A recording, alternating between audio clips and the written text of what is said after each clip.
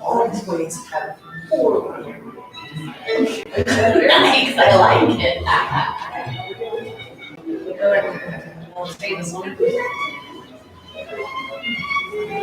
I have it in order to, so, in order for me to have say with this, so I.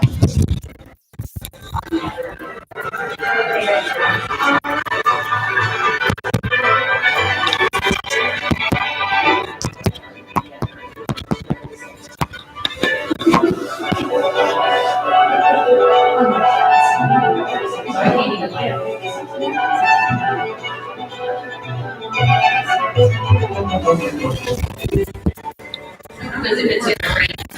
All right, how we go?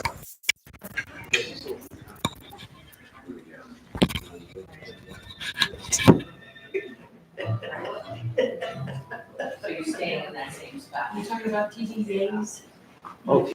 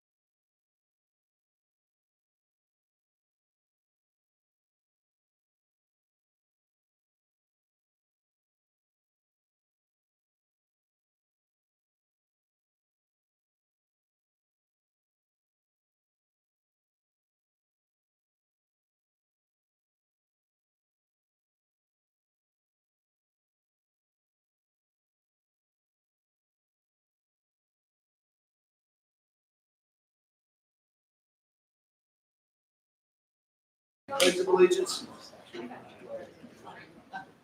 Pledge of allegiance. To the flag of the United States of America and to the republic for which it stands, one nation, under God, indivisible, with liberty and justice for all.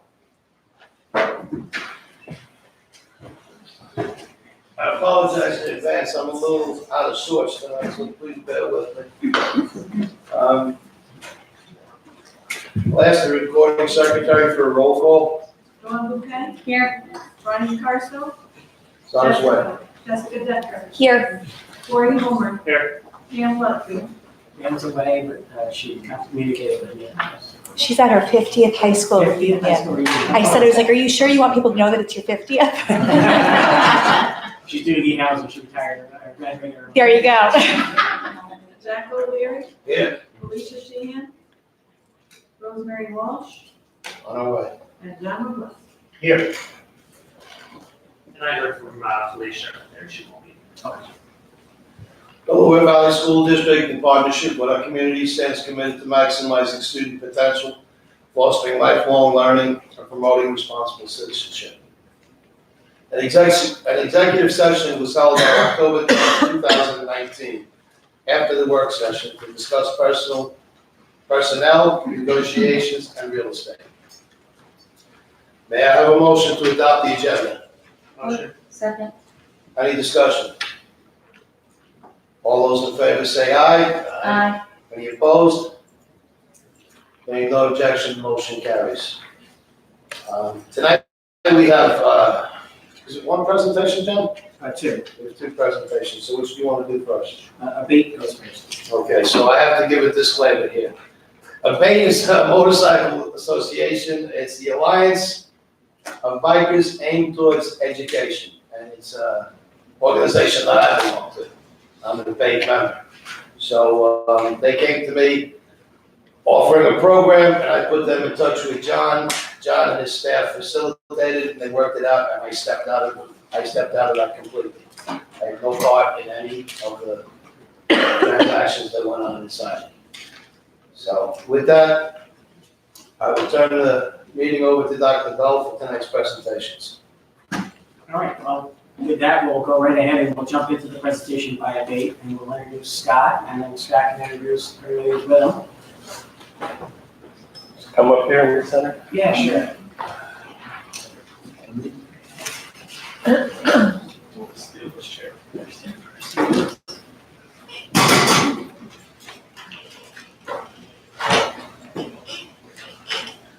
Okay, while they're getting set up, I'd like to thank, I'm in remiss, I'd like to thank Mr. McCarthy and the staff here at Lincoln Delaware Middle School for having us on that campus and for providing food. I always love to have food. Thank you very much. It's very welcome. Thank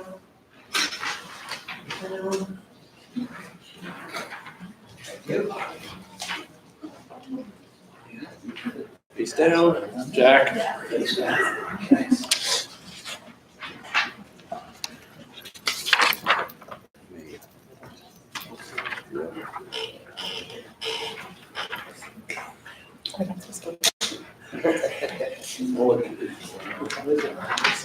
All right, now that I did the band, so I'm going to introduce myself. I'm Scott Faley. I'm a almost 5-year member of Bay, Pennsylvania. I am the Operation Save a Life Coordinator, which I'm going to talk about more in a few minutes. I had a background check and fingerprinted 2 times in the last 3 years, so you guys don't have to worry about that. Like copies, I have that. I've been riding about 5 years. Doesn't sound like a whole lot, but I do a whole lot of miles every year. Everybody does about 2,000 to 3,000. I do about 10 to 12 every year within 6 months. And then, like Jack, I ride 12 months out of the year if possible.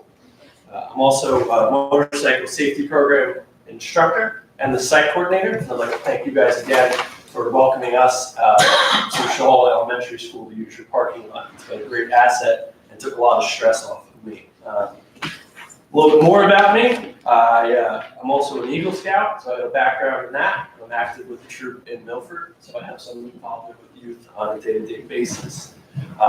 So more about, excuse me, because I'm going to read this because I always mess it up.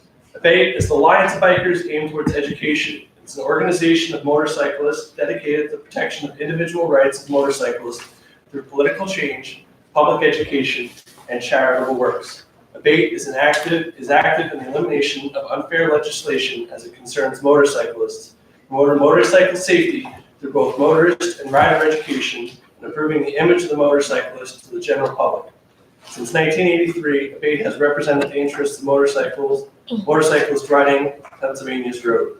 Through a variety of programs, ABATE is working to protect and preserve the right of over 860,000 licensed motorcyclists in Pennsylvania. So here we are, we're going to talk about the safety portion about what we do. It's a program to help drivers of all ages understand the unique problems and hazards that motorcyclists face every day. The ultimate goal of this program is to save lives and reduce accidents by teaching drivers to be more aware of motorcycles and how to share the road safely with them in normal traffic conditions. The first step for automobile drivers to avoid these dangerous situations is to consciously looking for motorcycles on roadway and mentally expecting to see them, as their slogan says, look twice, save a life, motorcycles are everywhere. Our presentation will consist of an introduction of speakers, which will be more than likely me, what ABATE is about, and what we're hoping to achieve. We have two different videos that we can pick from. We can actually use both if time allows. We have a few different activities that we can do, and a question and answer period. And if time allows, we can actually bring the students out and let them sit on the motorcycles and actually see how smaller they are compared to an actual vehicle. I got a friend. So I skipped the part to my left is Lauren Myers, one of our members, and Rick Maynard, who is a former president and current membership officer for the chapter and for the local district.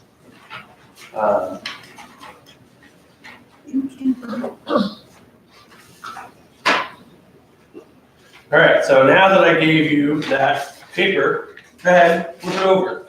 I want you to take this paper, hold it 8 to 10 inches from your face. I would like you to cover your right eye and stare at the top below. If anybody rides a motorcycle in the room, you might still see the motorcycle, but most other people will not, because you're not trained for it.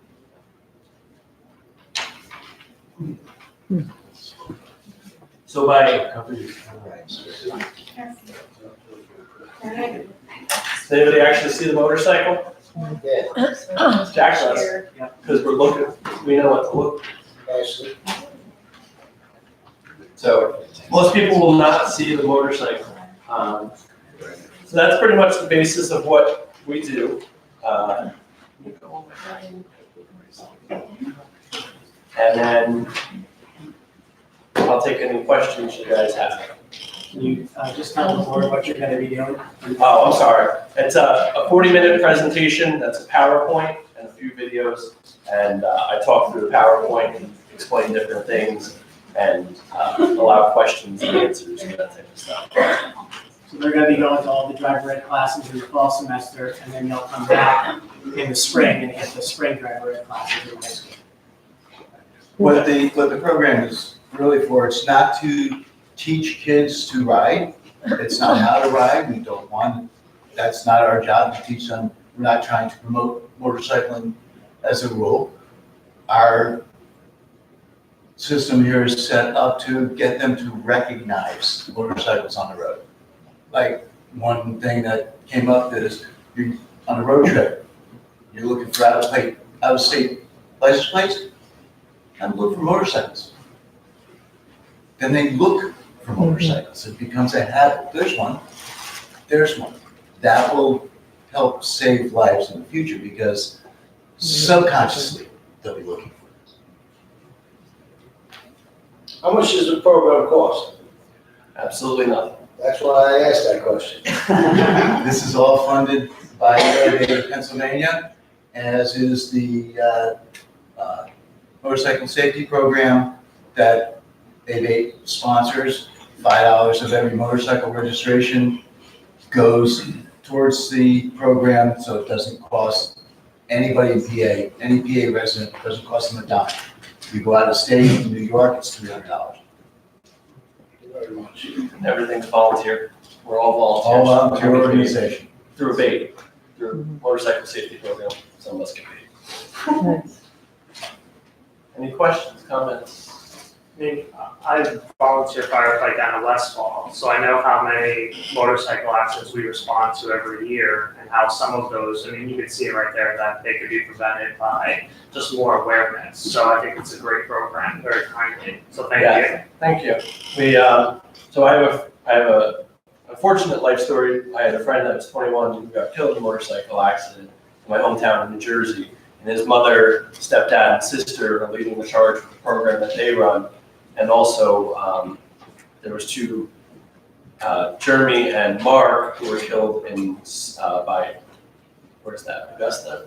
Augusta on 94. His mother has a program, and they're actually noticing a trend in New Jersey now with all these other programs that they're actually driving the number of fatalities down. It's all part of the Vision Zero. I know sometimes we're on a bike and I've come very close many a time. And the person honestly did not see me. That you know they did not see you. And they're as scared as you are because they just nearly killed you. And nobody wants to kill anybody. So, but I can't tell you the amount of times where I've nearly been run off a road and I honestly knew that that person did not see me. So like you say, whether our drivers, lead drivers ed, when we get on a motorcycle or not, they'll benefit from this program. Yeah, that's our hopes and dreams, that we bring the numbers down. There's gonna be two groups of people that we're never gonna get to meet. Those that had the program and looked twice and saved a life, and those motorcyclists that were saved by this program and by our signs and our stickers and a whole bunch of other things. I don't know if you guys do Facebook or not, or you follow our big chapter, but that's me up on those videos in front of the house talking all the time.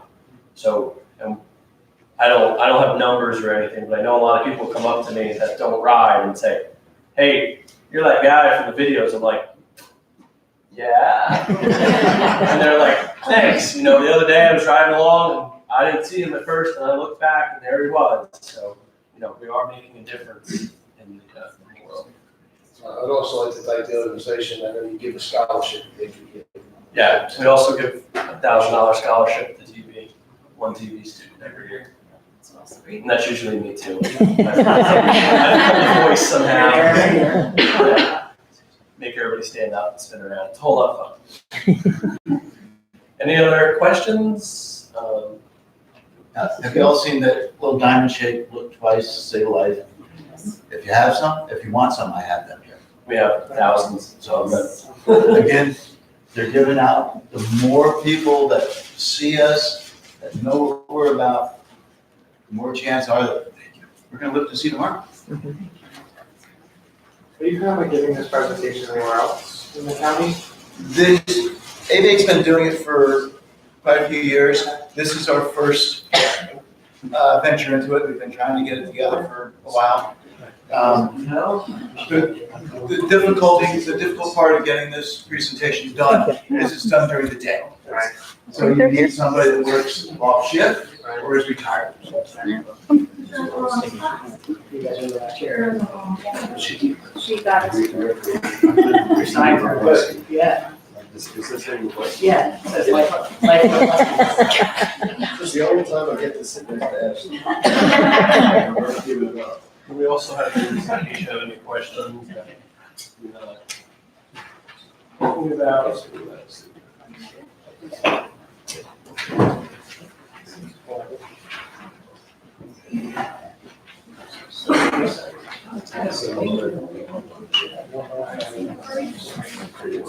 Thank you. I didn't realize there were so I many. gotta get on to these guys. Sorry.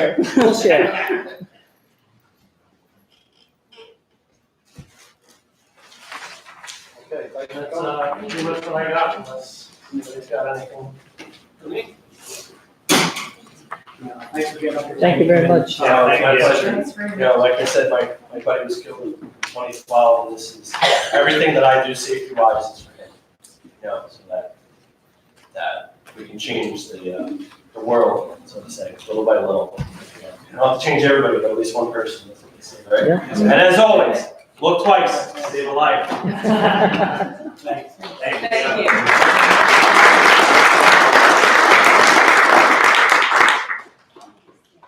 All right, every October we do a presentation about our test scores. So Jim and Vicki and Peg are gonna do that presentation now. There's also a hard copy of the presentation in your folder, so you'll have to take home with you. So we're gonna just sit here and kind of go through the slides for you. The Future Ready Index that we kind of shared last year, that has not yet been updated from the Department of Education, so that won't be part of our presentation tonight, but when that is updated, we will get you that information. This year, we were able to pull down the data from Data Recognition Corp and eMetric, and yesterday they published it on PBE's website, and we aligned it. So we didn't go from our raw data, we actually went from the stuff that we pulled out of DRC and eMetric, and then thank goodness it actually was published yesterday, so we could verify that it was the correct data that actually was put out on the department's website. So I'm going to turn it over, yay, to Jimmy and to Jimmy, so they can go through the data, and then we'll be happy to answer questions toward at the end. Okay, and you can refer to the data in the packets. Okay, so our first slide is our percentage of students proficient in advanced grades 3 through 8. You can see the district scores versus the state scores. We're above average on all of those. Although for us, I know, we're still striving to be better. That math is still a little bit of a thorn in our side. We're working hard. We continue to make changes. But when you look at the state averages, it's a little disheartening to say the least. It's certainly not for lack of trying, and the kids are working hard and the teachers are working hard, and we're really trying to figure out where, some of the holes are. So, but overall, when you look at our scores compared to the state, I would say they're pretty good. So, okay, so Delaware Valley Elementary, we have it broken down, 3rd grade, 4th grade, and 4th grade, of course, for those of you who have had 4th graders, includes science. Science is always one of our usually our best one. However, in years past, that was more of a reading comprehension test. It is no longer. There is a lot more science on there now where they really do have to know that. So they work really hard on that. As you can see, again, where we were versus the state, we're still doing better overall than, than where everybody else is. So, all right, that's DBES. All right, Dingman's Elementary, and you can't see it the way we have it, but if you look at the grade levels across the district, they are pretty much percentage-wise, close to each other. Again, the math, 4th grade math was our one area of weakness this year again, and that was our problem last year, and we're still working on it, and we'll talk about that more at the math retreat and the things that we put in place for this year. And know that I know the teachers get disheartened when they see this as well, because they're working really hard and the kids are working really hard. So most of the time we are ahead of, again, where the state average is. Shahola, again, look at science, our science, which is, for the STEAM and the STEM, and all that, we're making great strides there. The kids are really taking to that. We made a lot of changes this year with creating enhancing, I should say, our innovation labs, and the elementary principals did a really nice job with that. And the kids are going to the lab now to do science rather than doing it in the classrooms. So even if it's not at that point hands-on for them, it's someplace else to go to do that. And I think that they're really excited about that. So,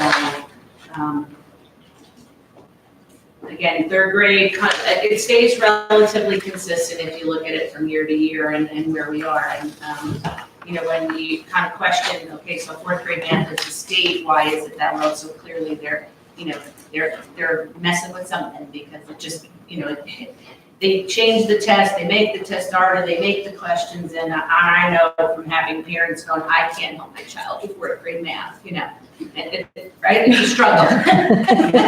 So imagine how the kids feel. So please know they are working really hard, and we're working on making some additional changes to maybe scale some things back so that they can look at things from an easier perspective that might help them, you know, come April, so.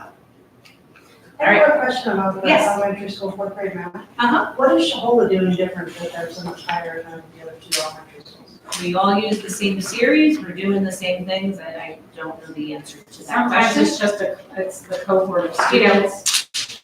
We have 7 classrooms, they have 3, so I don't know that, you know, if you're looking at numbers, sometimes that'll change the percentage. Other than that, I will tell you, you know, been really good about, you know, even when I was principal, we would call each other, okay, this is what we're doing, this is what we're doing, and keeping things consistent because we have so many kids that tend to move from school to school. So we want to make sure that everybody's kind of in the same spot so that if somebody comes from Dingman's to Shahola or DB to Dingman's, that, oh, well, we're only on this chapter and that school's, you know, 5 chapters ahead of them. So I will tell you, we're pretty much all doing the same things. Why those results, I don't know. Believe me, I look at it every year and go, you know, this is going to be the year, and we're still struggling with it, but not, as I said, not for lack of trying and not for effort on. I even had teachers who came in at the end of the year and go, you're going to fire me, aren't you? I'm like, you're not going to fire me. I'm not, I know. And this one particular teacher who I know worked so hard and was so excited. She said, I know they did so great. Did you get my scores? I was like, yes. You know, and then when I showed her, she was devastated. So just know that we are trying, and we have come up with a lot of new things to, not new things, because, you know, more is not always necessarily better, but maybe, you know, tweaking some things that might make it a little bit easier for the kids to understand those really complex questions, especially if it's a child who struggles in reading already. So we put some things in place since the beginning of the school year, and we can talk about that, but so you know.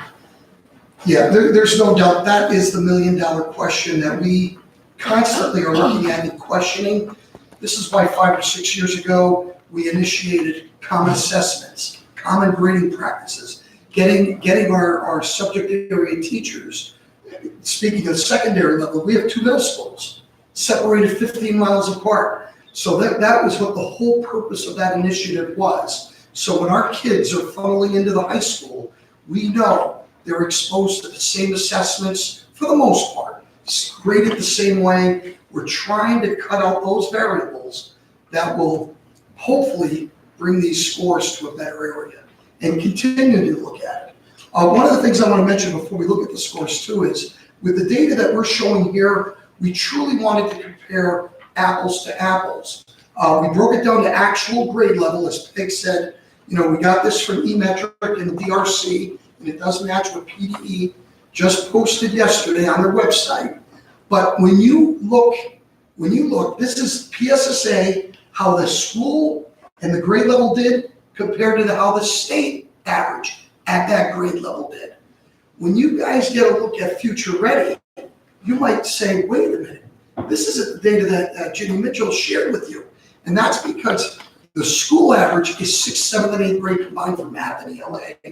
In the state average, they average the PSSA, the PASA, and the Keystone. So it's a totally different way Future Ready does it.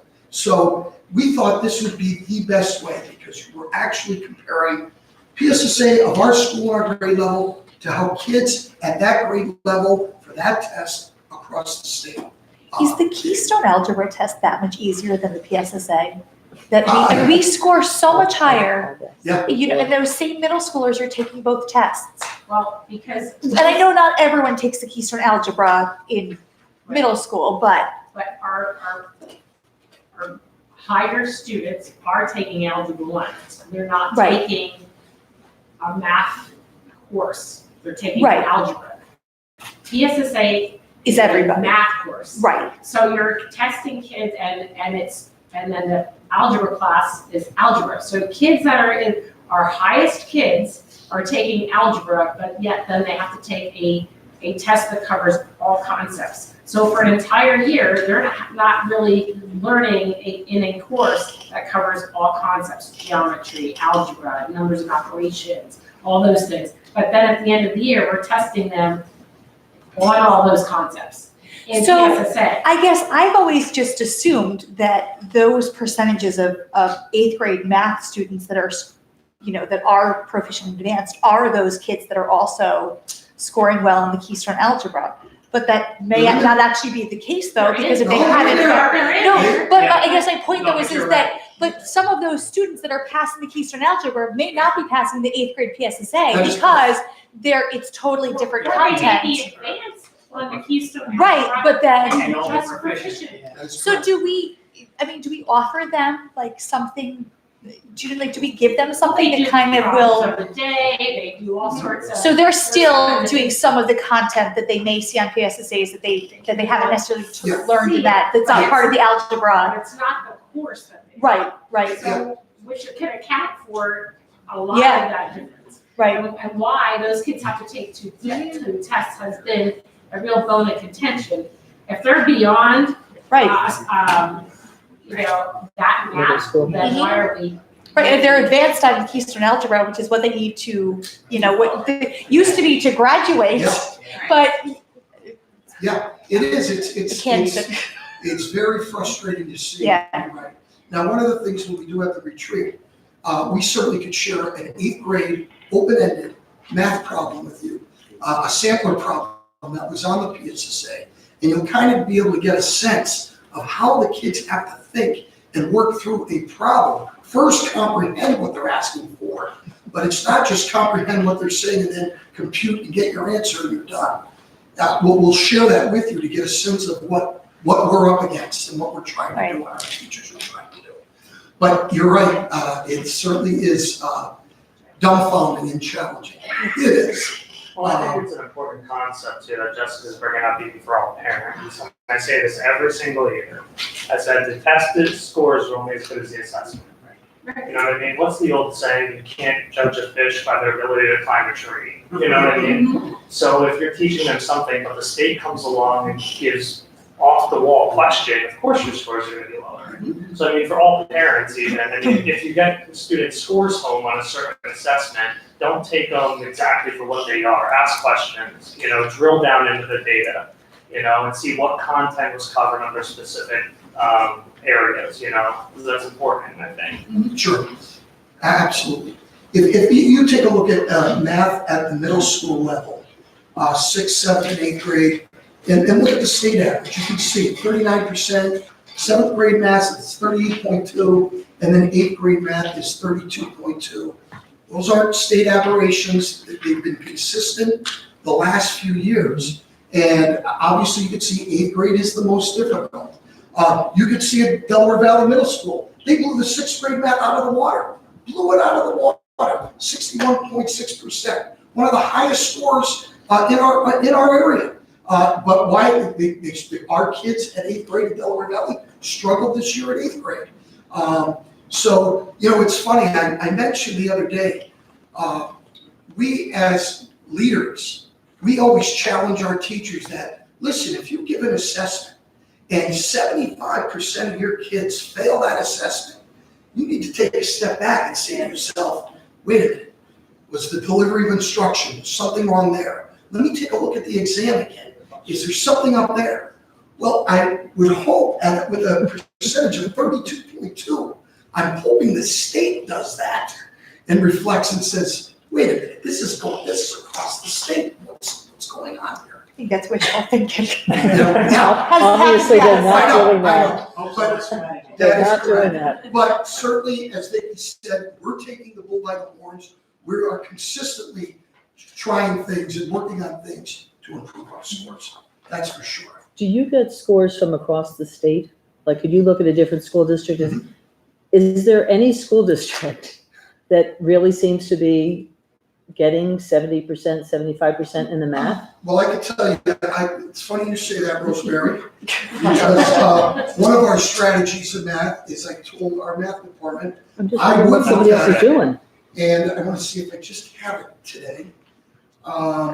I had to go, we had a couple of local middle schools, and this was combined 6th, 7th, and 8th, Mm-hmm. that, like, we're in the mid to upper 40s. The highest that I saw in our 7-county area was like 52%. Okay, So nothing like, Nothing I'm really- clearly struggling too. right. But I did find a middle school down, the highest that I saw when I did my research, down in Montgomery County, Okay.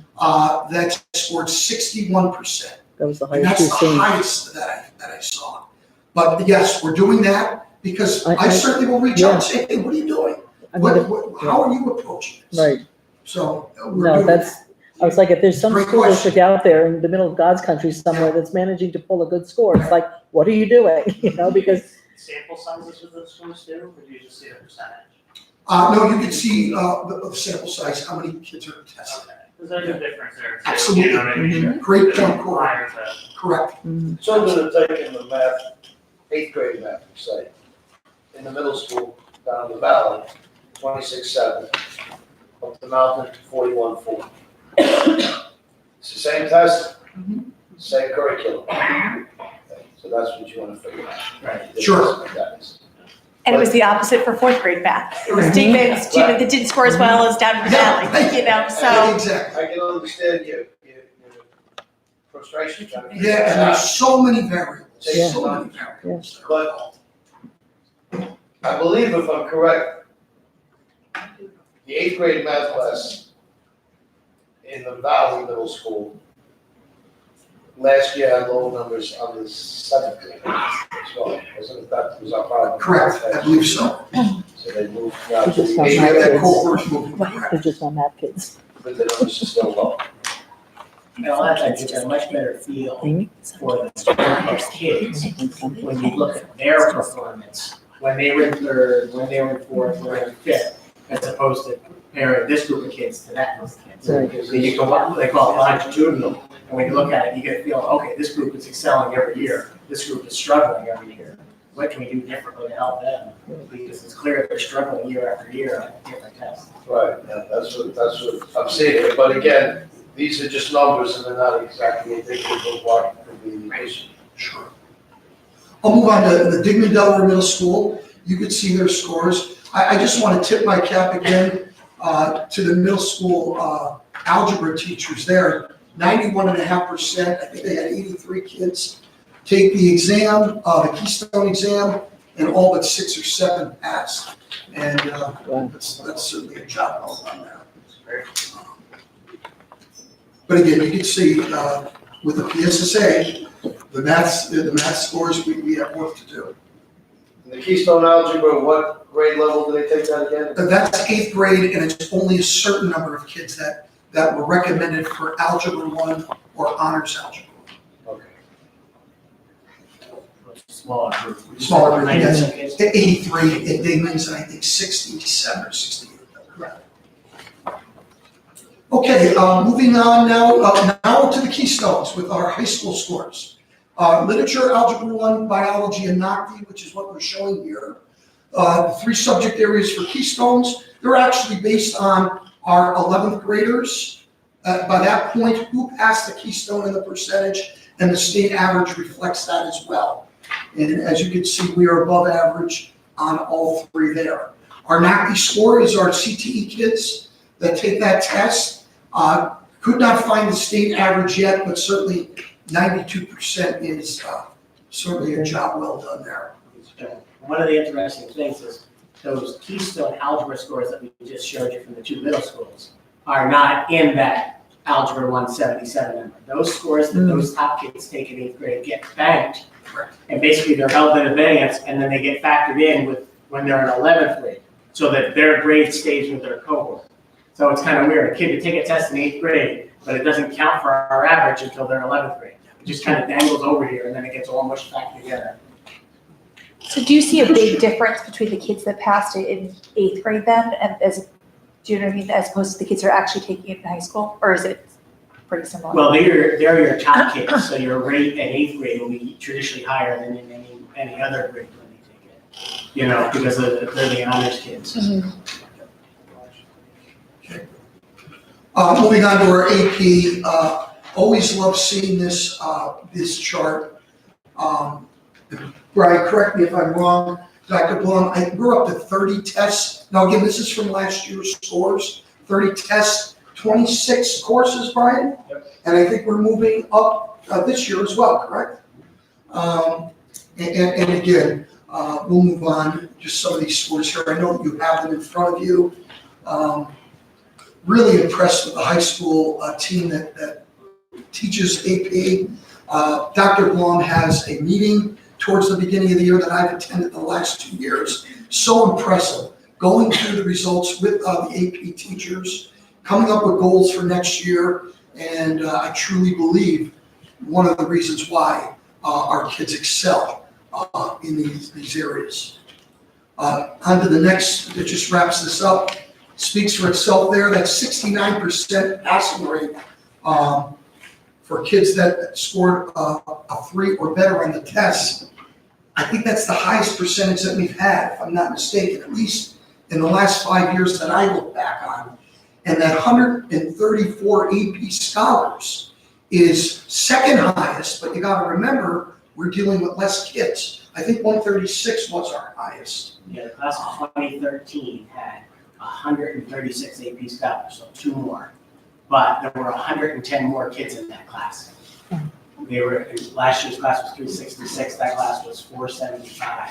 And we were only 2 behind them, so we were thrilled when that number came back from the state, or from the feds. Sure. So certainly our kids are posed a challenge and they step up and they meet that challenge, which is really good stuff. Graduation rates, certainly moving in the right direction. SAT comparison, this is pretty much hot off the press because we don't get these scores until the fall, but certainly you can see the last 3 years, we've clearly have outscored the state average and national average each and every year. Jim, on the cohort graduation rates, back a slide. Sure. So if a student gets held back with grade, do they get taken out of that? No, we have a 4-year graduation rate, we Okay. also have a 5-year graduation rate. So if kids held back will count against us in a 4-year. Then we'll catch But back they up can catch next back up. Same thing if they need summer school for a course after their senior year. Right. Say they're short a course or whatever, they failed the course in a year, that gets counted against us for the 4-year, Right. but not for the 5.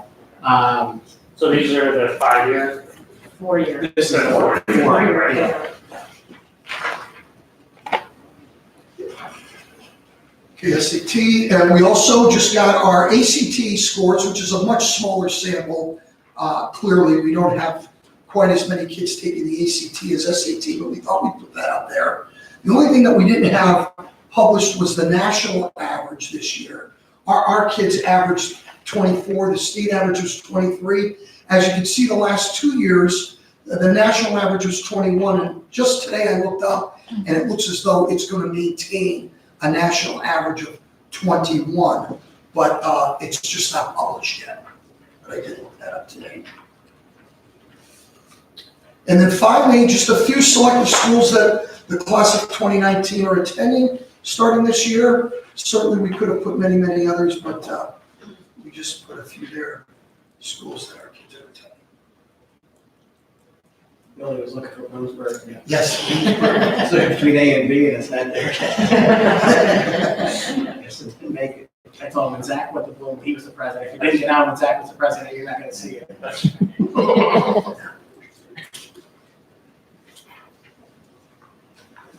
Now, what we're gonna do is we're gonna spend an hour with you guys in a retreat format, which is just a retreat is an educational session. There's no deliberating, no voting.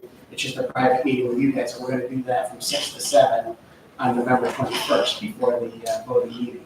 You know, we've had retreats on different things, sunshine law, board governance, stuff like that. So we'll spend some more time with you that you can ask more questions and dig deeper together, and you can ask questions with, you know, you'll have an hour with us to do that, and all the principals will be a part of that as well. Okay, that's it for presentation, sir. Yes, if you want to stay, you're more than welcome, but we don't count it against you if you leave. Okay. Good idea. All right. I can tell the bikers when they get fixed. Thanks for coming. Thanks for having us. Thanks again, Thank everyone. you. Thank you. And thank you all for that presentation, so I mean, that's the easiest thing to discuss. So thanks. It's nice to be able to type it and say, here, you guys. You knew that off pretty quickly. We have a motion to approve the minutes from the regular board meeting held on September 19, 2019. Motion. Second. Any discussion? I'll be abstaining, I wasn't here. I'll be abstaining as well. All those in favor say aye. Aye. Any opposed? Any no objection, motion carries. Reports, student representative reports. I'd like to welcome Ms. Van Lee. Board, as I said to Mr. Babbitts earlier, this is a very easy, relaxed atmosphere. Make out of this whatever you want out of it. Enjoy yourselves, have fun. Ladies first, so we'll start with you if you don't mind. Hi, my name is Mia Van Wee. I'm a senior at Delaware Valley High School. I am our student council president. I am also involved in our varsity girls soccer, basketball, and lacrosse teams. I'm the opinions editor of our newspaper, and I volunteer a lot too. All right. So last Wednesday, the 16th, we had our PSATs, which is the pre-SATs for 10th and 11th graders, and that our 11th graders can also run for like the National Merit Scholarship, which you saw in the previous presentation. And then last Monday, we had our Rho Kappa induction ceremony, which is our Social Studies Honor Society, and there was a special inductee, which was Nick Triano, who was a DB graduate previous years, and he's been doing a bunch of stuff in the political science world, and he's really making a lot of movements out west. And then we had, it was district-wide, but our Unity Day on Wednesday, and our Rachel's Challenge also was selling ice pops to promote anti-bullying throughout Wednesday, and we were all wearing orange. And then today we had 2 district games. We had our girls volleyball team and our boys soccer team. When we left, boys soccer was up 4-0 against Scranton High School, and our girls volleyball team lost their first set to Northampton, but it's going to be a tough game, and they're really close. It's like a really even match game. And then tomorrow, I'm part of it. The girls soccer team is playing Wilkes-Barre away at 3:30 tomorrow. And then November 1st, Student Council is starting our food drive, which we donate at the end of the month. Before Thanksgiving break, we go to 3 food pantries and donate, but we are just starting November 1st by putting collection boxes in every homeroom.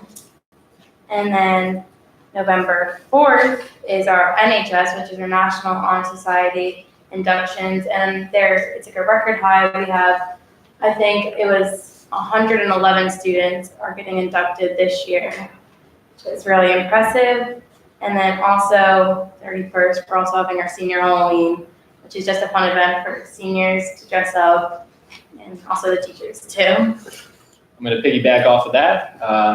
For those who don't know me, my name is John Babbitts. I am the class president for the senior class. I'm going to focus more on the fine arts accomplishments that we've had this past month. On October 5th, our marching band performed at MetLife Stadium, which was, I was there, it was a blast. It was a lot of fun. We got to perform on the field, and it was quite an experience. Also on October 5th, our high school hosted the SAT, which was awesome. On October 21st, the same day as our Rho Kappa induction ceremony, we had 11 students represent our school in the district chorus auditions for it's District 10. October 25th, which is tomorrow, we are having our senior night for our marching band, football players, and cheerleaders, which is also a great experience. October 26th, Saturday, we have our Tri-State Tussle for our Scholastic Bowl team. A lot of different teams come from all over the place. On that same day, our marching band is competing in the Pennsylvania Regional Competition at Westchester University.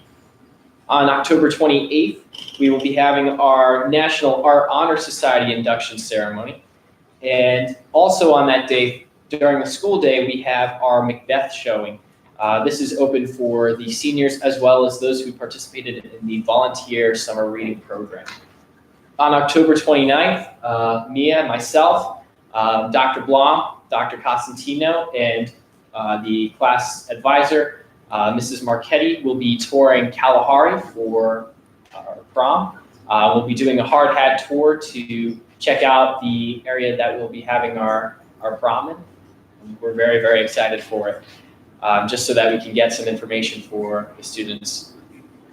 And then also for the entire month of October, FBLA has been hosting a clothing drive for Bellerive. They have certain areas around the school, and they collect the different articles of clothing to donate to Bellerive Assisted Living Home in Milford. That's all I have. Are there any questions? Thank I think you missed a Mr. day or Andy. two. Yeah. And Mr. Babbage, I have a question for you. Yeah. See, the funny thing about our school board, we kind of find out everything, so. My understanding you were in Florida. I was. Yeah, and you texted Corey before you left, right, to make sure you could go? I cannot confirm nor deny any information. Corey's the most recent graduate we had, so I don't know. Was Florida enjoyable to you? It was wonderful. I just wanted to see if you'd break out the pressure. Thank you. You know, I assume reps in fifth before. It's quick on his feet. So, thank you for your reports. Thank you. Any questions? I mean, it's great, all the events going on, but it's great to even hear how much you're doing with the community. You know, the food, the clothing drive, the food drive, all those different community. I mean, we're such a big part of the community, not just the school, you know, the entire county. So keep it up. Thanks. Thank you. My apologies. No worries. Good. Well, B and C first. well, You're gonna call our school? Sure. it's your job. I thought they might stay for my report first. Well, next time.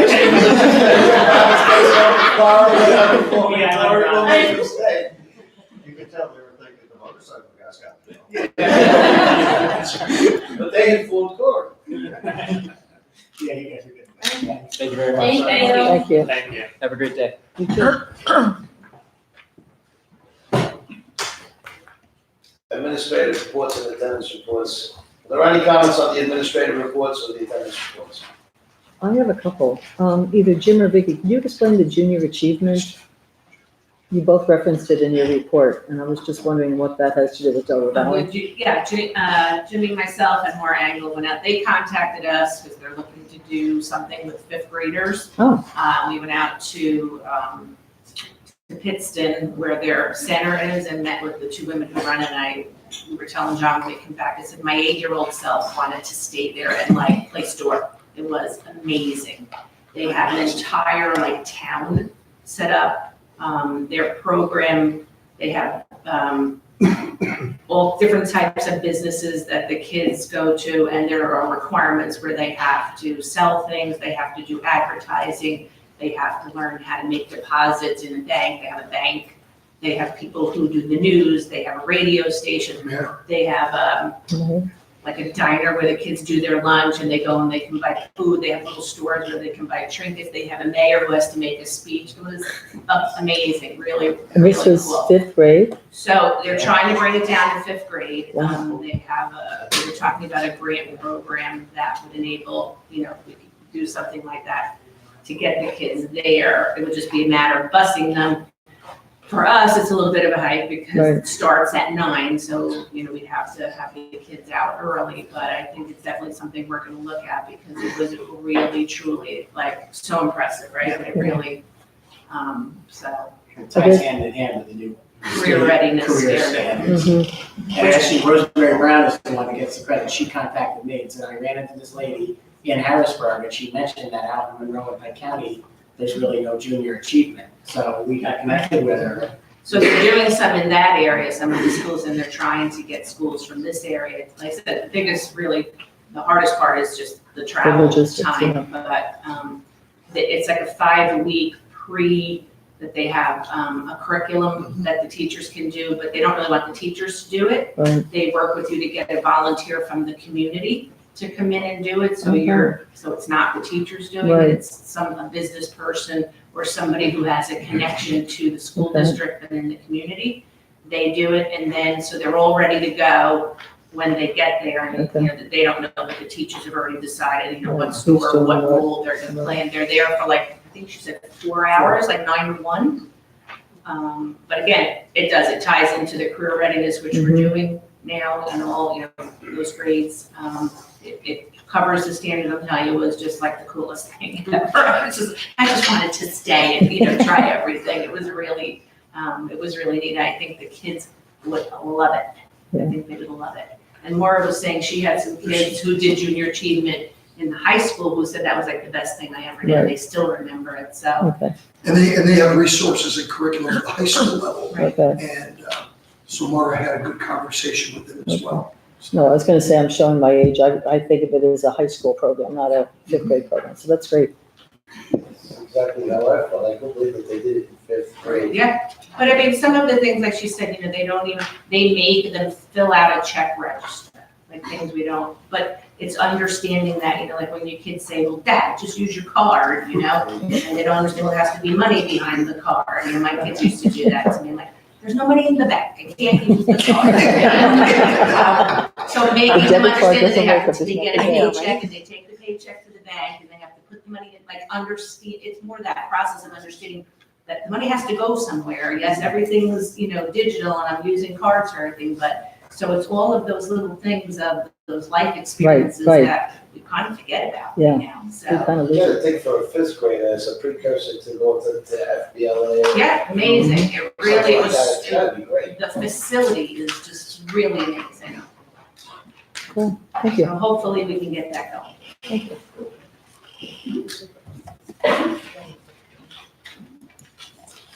Any other questions?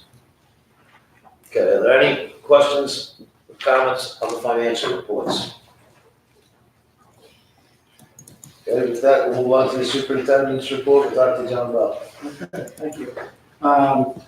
We haven't met in a while because it's been so long that October being the 4th Thursday.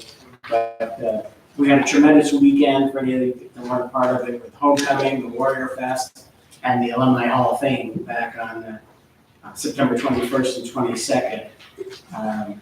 We also had our 2nd annual college fair at the high school on September 26th, and there were almost 50 colleges there in only our 2nd year. We had 30-some, it was about 36 or 37 the first time. I think we were around 47 or so this time, so it's growing, and it's a big hit, because you bring all those colleges, you set them up at tables in the gym, and then the kids rotate through. They come down and and I spoke to a lot of the kids that kind of had their eyes open. Oh, I didn't know that school had my program, or I didn't know of anything about the school. I never heard of it. It's only an hour and a half away. So it was really, I think, very fruitful for the kids. And we're already working on trying to make it better. We're going to try to see if we can extend it through the lunch periods as well next year, and have it go all the way to 1 o'clock instead of stopping at 11:30. So thanks to Dr. Blum and the high school for that. I wanted to show you this little DVD. Anybody want to guess what it is? It's a piece of Delaware Valley history. Was it in the time capsule? It actually, that's a good guess. There is stuff out here on these boards, things that were in the time capsule, but this is someone from Oklahoma. Were they prisoners? Prisoners from, a prisoner, not Dr. Blum, but one of the officers from the prison contacted, and they had this program where they digitize. So every Delaware Valley yearbook from 1961 through 2019 are all on one disc. Oh, wow. So I was scrolling through it, looking for our teachers, Yeah. you know, when they were kids, you know, it was really fun. But isn't that something? So, because, you know, you always worry about what is the life expectancy of the old yearbooks. And we have them in the library and everything. But to have them digitized, and it's so cool to look them up. You know, if you need something, boom, we can look that up. When was that kid? What class was he in? You know, and you can look at, so it's all right here, instead of having a whole shelf of books. So thank you to him, working with his former neighbors at the, no, Oklahoma, in Oklahoma, so that's a really cool thing. And was Bill hustling in every one of those books? 1961, come No, on. no. It was pretty cool. When I came to the opening of the time capsule, they showed a film of 25 years ago. And they announced out the name superintendent, assistant superintendent. And it was, Mrs. Administration, Mr. William Hudson. And I was like, wow, he should have just put a pen in the box, buried it for 25 years, opened it up and started writing more budgets. He's been here all those years, so I thought that was really, really cool. I didn't recognize who it was, so. Yeah, we had to point out his picture right away. You're a school board member's duty, I think.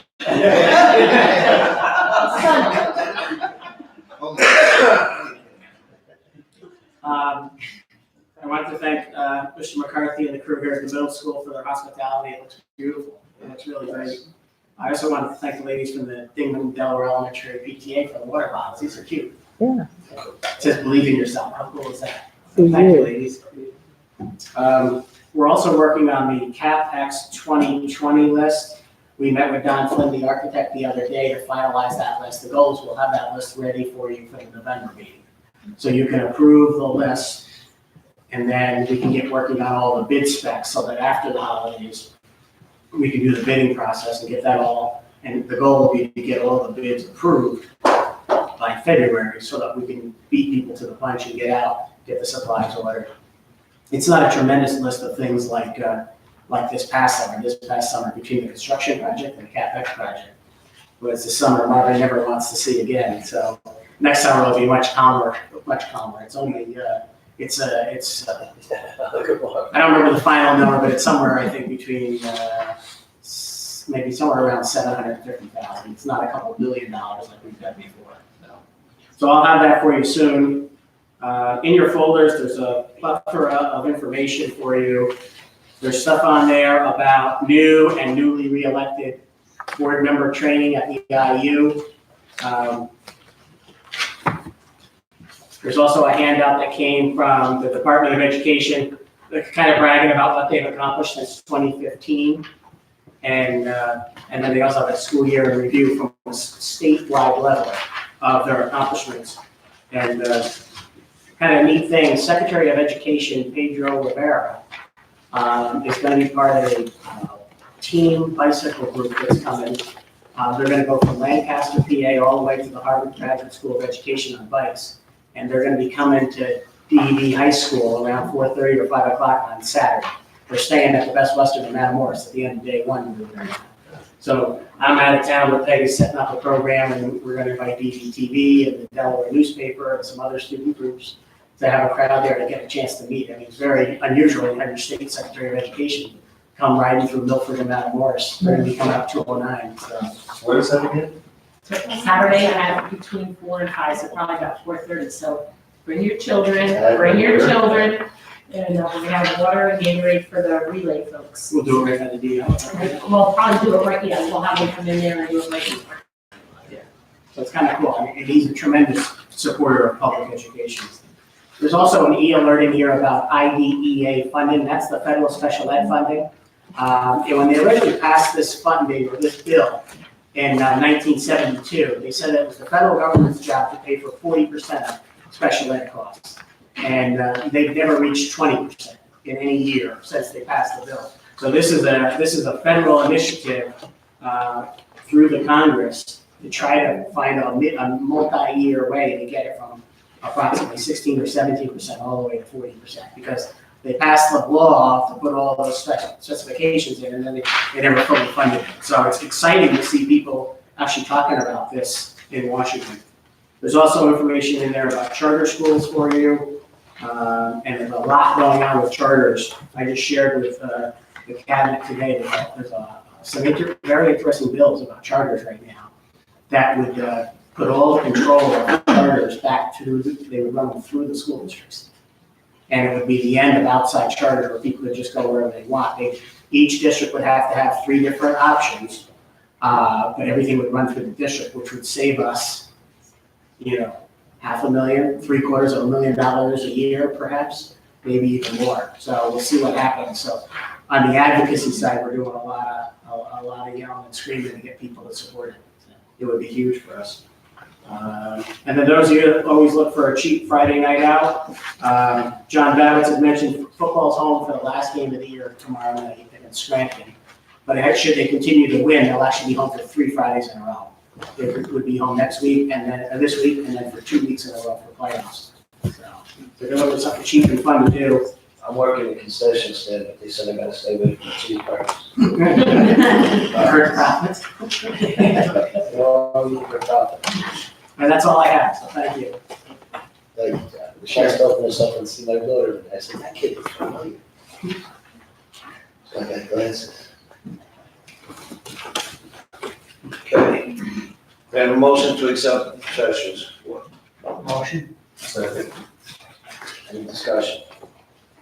All those in favor say aye. Aye. Any opposed? Any objection, motion carries. Bills for payment. May I have a motion to accept the bills for payment, which include the general fund, cafeteria fund, capital reserve fund, 2017 construction fund, and internal service fund / debt service. Second. Any discussion? All those in favor say aye. Aye. Any opposed? Hearing no objection, the motion carries. Personnel items, number 8. May I have a motion to approve the personnel items, including resignations, appointment, child rearing leave, extension of bereavements, change of status, and change of salary? Motion. Second. Is there any discussion? All those in favor say aye. Aye. Any opposed? Hearing no objection, the motion carries. At this point, we will need an executive session to discuss student issues, and we will be returning. May I have a motion to move into executive session? Motion. Second.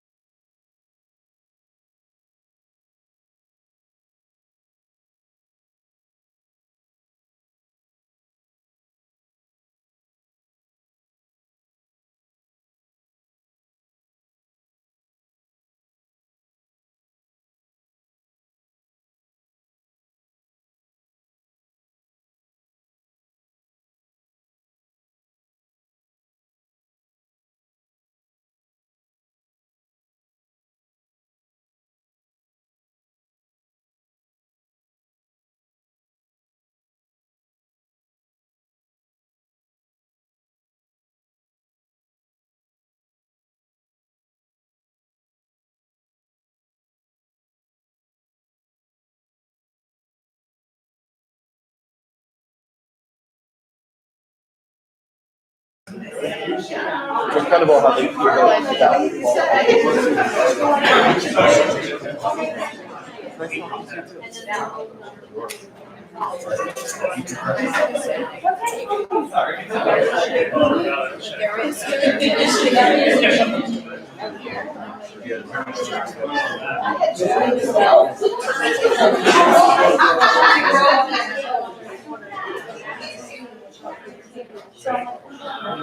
Is there food over there?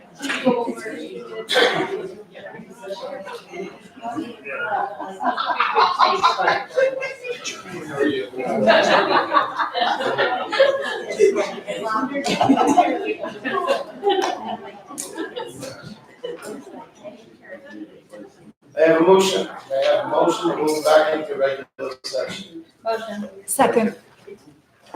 Okay, items for approval. May I have a motion for the approval of additional volunteers on the attachment sheet? Motion. Second. Any discussion? All those in favor say aye. Aye. Any opposed? With no objection, the motion carries. May I have a motion for the recommendation for tenure for Jennifer Morano? Motion. Second. Any discussion? All those in favor say aye. Aye. Any opposed? Any no objection, the motion carries. Congratulations to Dr. Jennifer Morano.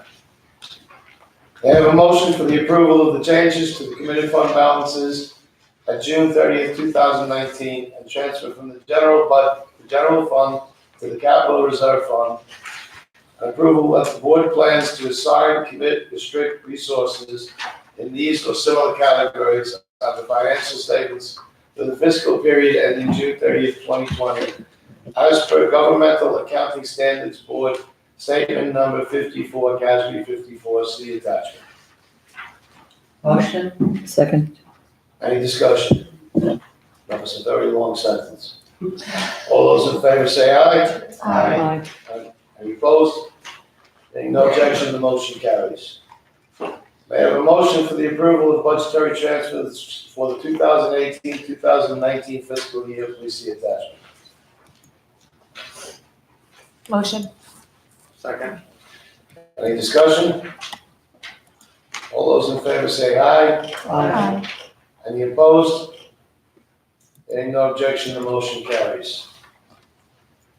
May I have a motion for the approval of change orders for the CTE addition and renovations project 2018 capital projects rebid as listed for a total of $33,394.02. No. Wow. For a total of $85,214.01. Got it. Motion. Second. Any discussion? Can I ask what a pasta table is? It's one of the deletions. I have no idea. We don't have it, so there. Clearly something they didn't need. huh? Okay, It's back there. they thought twice about it, huh? Yeah. Should think they'll be asking for it made. Right. Pasta table? Well, remember now. This is a big number. Yeah. The CTE project didn't turn out as beautiful as it did. And I even be annoyed. Do we have the funding to cover this?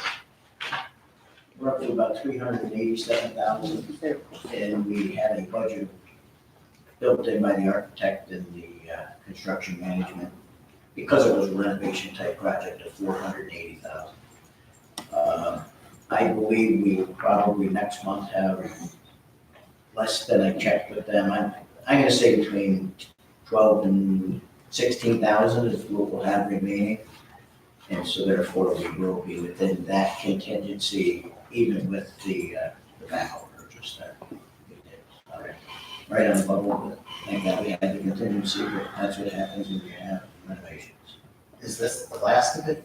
Yes. Well, that's Next month, that 12 to 16,000, maybe Billy's anticipating that will be later. And that's what he said, that plus the backhoe will still make the 480.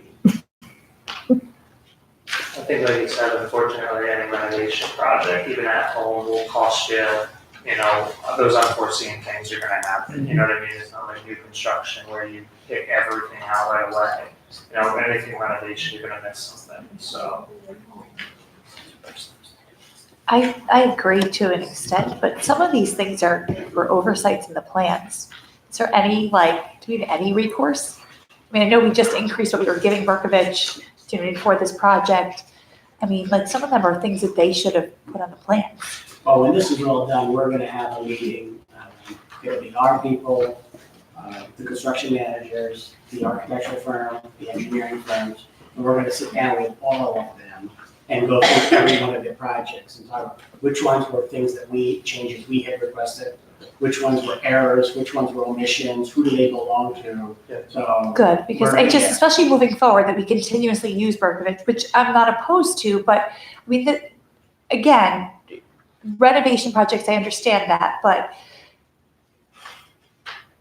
and some of them were silly things, but like not putting the butterflies in our electrical panels and stuff, like, that was somebody else's fault. Like, somebody should have known that they should have put them in the plans, which should have been, you know, budgeted for in the main project. And I understand that we would have had to pay for that anyway, but this is a lot of change orders. Yeah, And so I'm glad that you're going to do Yeah, that, we're because gonna it makes me nervous to use them Yeah. and to keep using them with these numbers. And the other thing we had too is, again, we have to go low bid, the lowest bidder gets these jobs. And I was nervous going in because the general contractor who was the low bidder, historically, and we've worked with people who, hey, listen, we'll take care of that.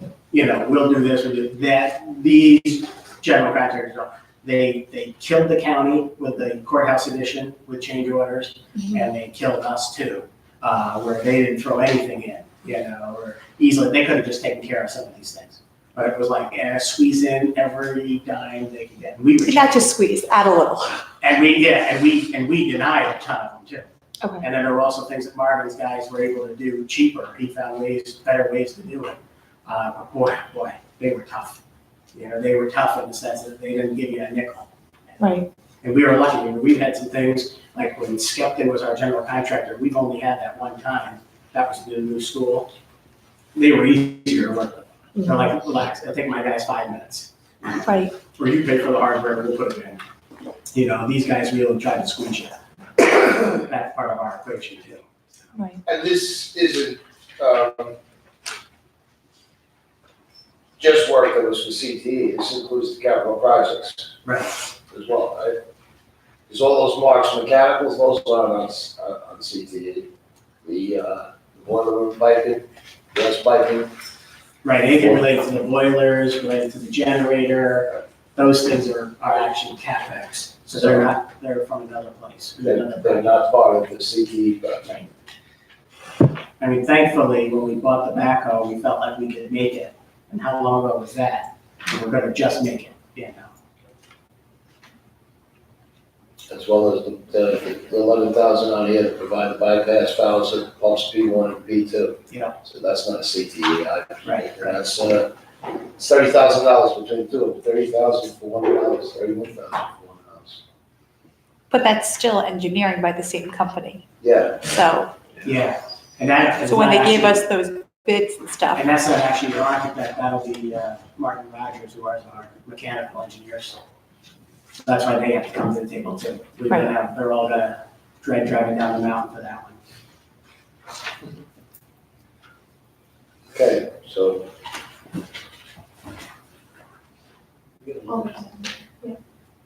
Well, thank you. All those in favor say aye. Aye. Any opposed? Any no objection, the motion carries. May I have a motion for the expulsion of student 2019-2020 1005930 for 180 school days with the right to reapply after 90 school days if stipulations are met? So moved. Second. No discussion on this. Any no objection, the motion carries. Do I? Okay, well, it says it. All those in favor say aye. Aye. Any opposed?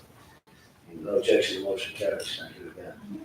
May I have a motion for the expulsion of student 2019-2020 1000586 for 90 school days with the right to reapply after 45 school days if stipulations are met.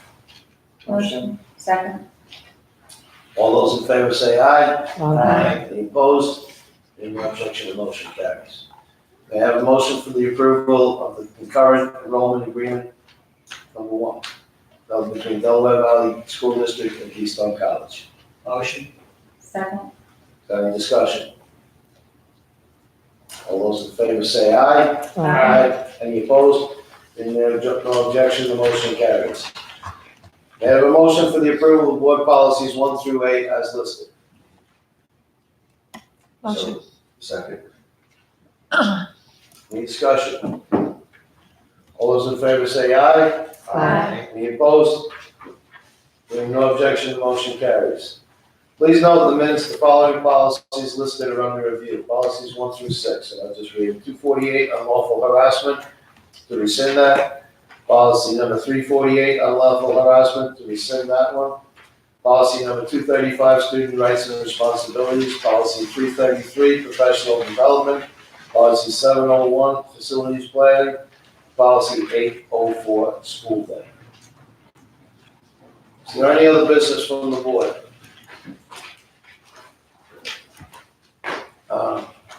I met this week with, which body did I put it in today? This is a long night. You know what? I didn't meet by anybody. Let's go, we'll do that next one. It's not really that relevant. What it is that I met with the new executive director of CBD over the weekend. And she seems very willing to, she seems very eager to continue. We have a good relationship with Center for Development Diseases. Disabilities, sorry, thinking of the other one. CBD, and I talked to John today about it, and John's gonna get in touch with her and his staff, and her staff are gonna get together and kind of like meet each other again for the first time, because we're looking forward to having a continued positive affiliation with that. So that's all I have there. I can't believe I got through that. The announcements. November 14, 2019 work session, 7 p.m., Delaware Valley Administration Offices. November 21st, 2019 regular board meeting, 7 p.m. at the Delaware Valley Elementary School. We will need an executive session after the meeting to discuss personnel and negotiations. We won't be returning. I have a motion to adjourn the meeting and move into executive session. Motion. Second. All those in favor say aye. Aye. Any opposed, hearing no objection, the motion carries. Meeting's adjourned. At 8:29.